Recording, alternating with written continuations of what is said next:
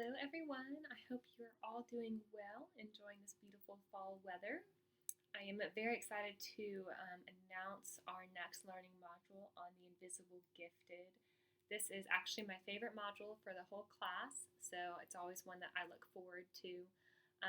But before we jump into that content, I would like to just talk about a few things that I noticed through your critiques of the educational programming for gifted and talented in your local school or a school that you're super familiar with.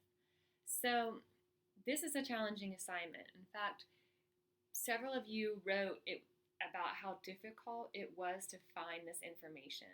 And I really want to start our discussion today with that point. It should not be difficult for us to find information about what services are provided for our students. So the fact that several of you had to do some digging and still couldn't find everything definitely says something about the state of gifted education. And that's one of the reasons why I like this assignment, because it helps us shift from the idealistic perspective to something that's very real world. This is what's happening for real in our classrooms and in our various different school settings. So a few things that I noticed amongst several of your different submissions. First off, usually I get a lot of responses that say either I cannot find the definition of giftedness for my program, or I like this definition they've given. Several of you mentioned that the definitions provided included other components of giftedness beyond just content ability, so discussing things like leadership, discussing things like artistic abilities, things that are not necessarily, quote, academic. So I was excited to see you all look into those definitions and appreciate the inclusivity there. But as many of you mentioned, that kind of shifts when we look at actual identification procedures in terms of our gifted education programs. So one of the biggest issues that I continually see within gifted education is lack of alignment. So remember, alignment is our teacher word for things matching and supporting one another. Typically, we see these gifted education programming handouts that are just beautiful, that sound so perfect, and we have a really inclusive definition of giftedness. But the more we read, we realize, how are we actually identifying these students? So one of the biggest critiques, and I definitely agree with what you all said, was the lack of alignment between a very inclusive definition and a less inclusive identification process. So for example, within South Carolina, and several of you cited this, we have 3 dimensions for identification. The first is reasoning, otherwise known as aptitude. Then we have achievement, and lastly we have academic performance. So those are dimensions A, B, and C. I don't hear anything about leadership in those dimensions, and I also don't hear anything about the arts in those dimensions. So it's interesting that we have these pretty inclusive definitions of giftedness, but then we don't see that inclusion really cycle into the actual identification processes.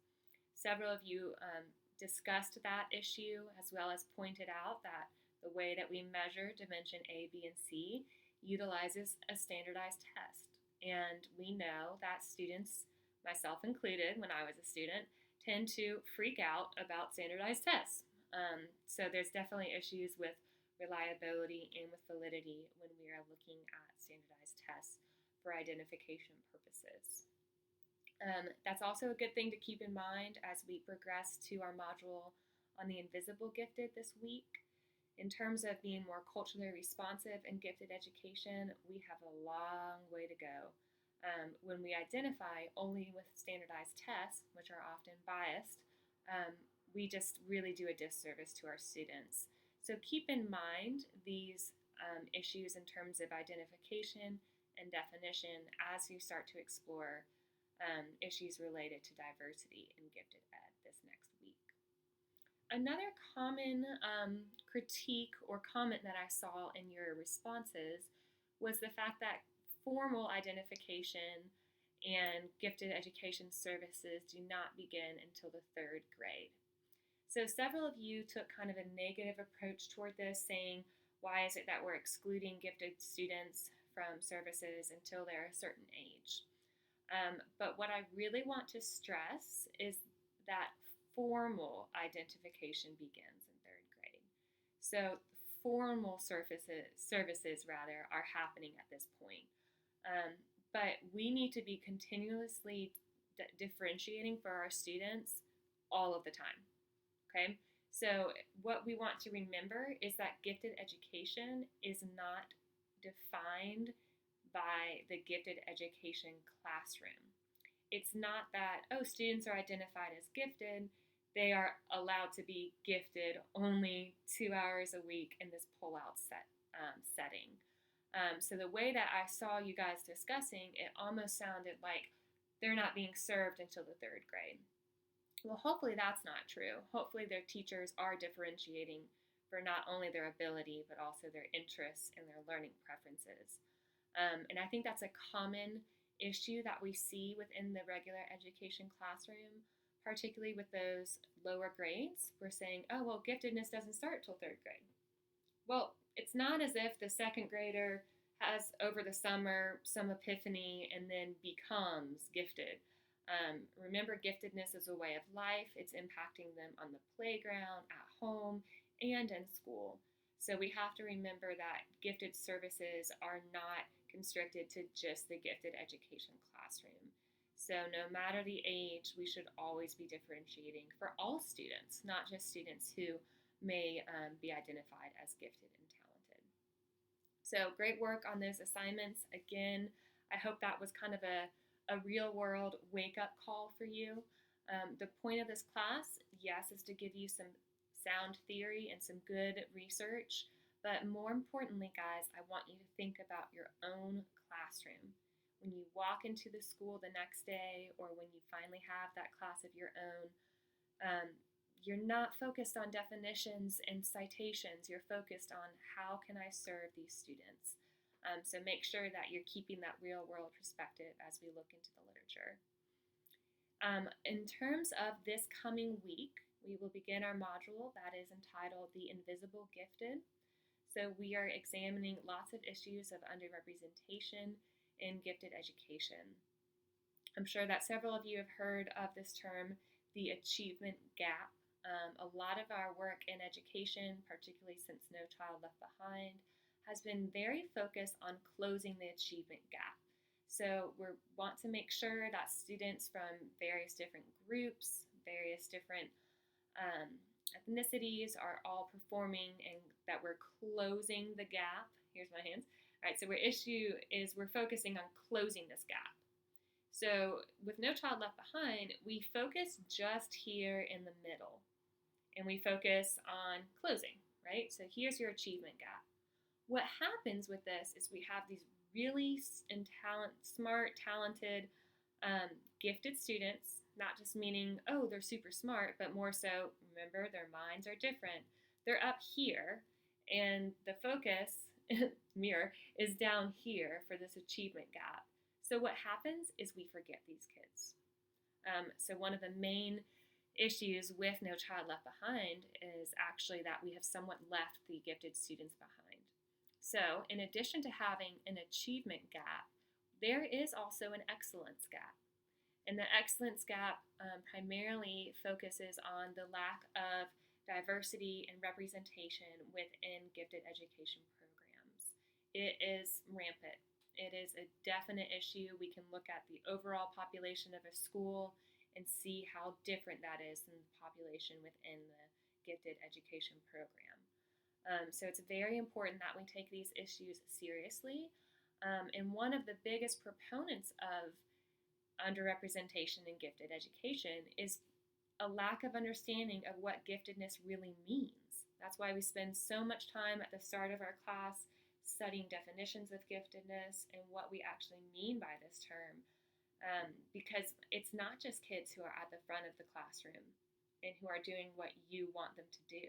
It's the students who are speaking up, out of turn, the students who are rapping all the time to their own beats, or they won't take off their headphones. Remember when we looked through characteristics of gifted students. We were very aware of the fact that sometimes those behaviors don't manifest in a positive manner. So for this week, your case study is based on a woman named Jasmine.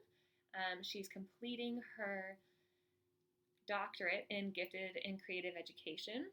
As usual, this is a real case study. This is not me, but it is a close friend that I did work with while at the University of Georgia. So while Jasmine is finishing up her degree, she is completing her internship at a local Title I school and quickly realized the overemphasis on closing that achievement gap and not necessarily focusing on the students who were doing really well, who were not maybe reaching their full potential. So Jasmine went to her principal and mentioned this kind of lack of focus on gifted education, and her students, or rather the principal, literally said, well, we don't really have gifted students here. That's just not really a thing. That should bother you a lot. This content in this module should bother you a lot. So your challenge is to put yourself in Jasmine's shoes and respond to that principal. How would you convince her or convince him that there are always gifted students and that they need to be served? Please make sure that you are taking a real world perspective from this. It's not as easy as putting some articles in his mailbox, right? So you have to really think what could help change his mind, because there are a lot of misunderstandings of what giftedness means. Per usual, I'll be looking for you to complete your initial discussion post by Friday and your responses to your classmates' posts by Sunday. There is one particular source within this module that I find very important, and that is the Traits, Aptitudes, and Behaviors form. You'll see it labeled as the TABs. The TABs is a really great culturally responsive tool that we can use to identify students for gifted services. If you think back to that checklist that you did for giftedness back in Module 2, where you talked about a case study of a student that you analyzed, most of the issues or most of the components of that checklist were pretty positively phrased. So they were looking for, has lots of ideas. They kind of sounded nice. You'll notice in the tabs that we list these indicators of giftedness in both a positive and a negative manner. So rather than proposing lots of new ideas, they could be proposing ways to disrupt your classroom. Still giftedness, just different type of manifestation. So please make sure that you review the information on the tabs very carefully. There is a great video that goes along with it. I actually know several of the people who developed that tool personally, and it's just very impactful, both in the classroom and in the gifted education world, to help remind us that not all giftedness looks the same. So again, looking for your initial post by Friday and those responses by Sunday. I hope that you guys have a wonderful evening or morning or afternoon, whatever it is for you. As we progress farther in our class, I do want to announce that our final learning module is special topics, which means that you have the opportunity to dig deeper into the content of your choice. So I would suggest you start thinking about, hey, what would I want to study further, and what would be an interesting topic for me? And we'll talk about that more in detail at a later date. As always, I'm here to answer any questions, and I hope you have a wonderful day.